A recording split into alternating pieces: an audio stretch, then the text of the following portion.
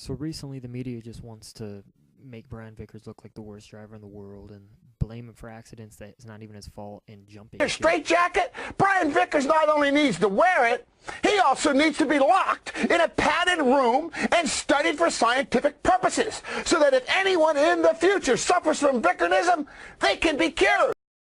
So right now, I'm going to walk you through all 5 cautions that Brian Vickers caused at Martinsville and show you why they were or weren't his fault. Well, this one's pretty obvious. Dave Blaney spins up the track, and Regan Smith forces Brian Vickers down onto the curb as they both check up, and obviously they're both going to go around from that. Alright, here's the second caution, and Juan Montoya is not giving BV any room, forcing him down on the bottom, and instead of taking Juan out, he spun himself out. Same thing right here. McMurray doesn't give Brian any room. He slides up into him and takes him out. And if it was intentional, well, then I guess it's just payback for 2007 at Darlington.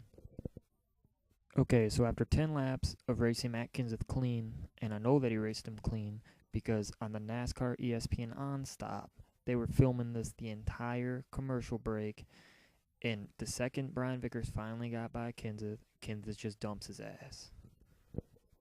And the 5th and final caution was him trying to pay Kenseth back, but Kenseth was already like 37 laps down or something like that at the time, so, I mean, it didn't affect him. So that's definitely not going to count as payback. This ain't the first time this shit went down. Got him at Phoenix earlier this year, that's 2 strikes, and Vickers hasn't even taken him out once, so, I mean, you got to know something's going to come. I mean, right here, Matt Kenseth stops way before entering the turn, and, I mean, Vickers slams into him, and it's on from there. I mean, was it payback? Not originally, but the second reached his bumper, I'm sure it was. And if you say bullshit to that, Matt Kenseth said himself that he slowed down 10 feet earlier than he would, so what did he expect to happen? Was it an accident? Was it on purpose? I don't know. But what did Kenseth think was going to happen when you mess with the motherfucking sheriff? So honestly, I don't really see what the fuck the problem is. I mean, you look at both of these, and the only difference is one of them was actually deserved. So the point of this is the media just pinned a lot of stuff on a scapegoat to, I guess, try and avoid all the accidents that Dale Jr. was in during the Martinsville race. And, you know, that's just the media for you. The inflicted one, Vickers, he starts saying stupid things.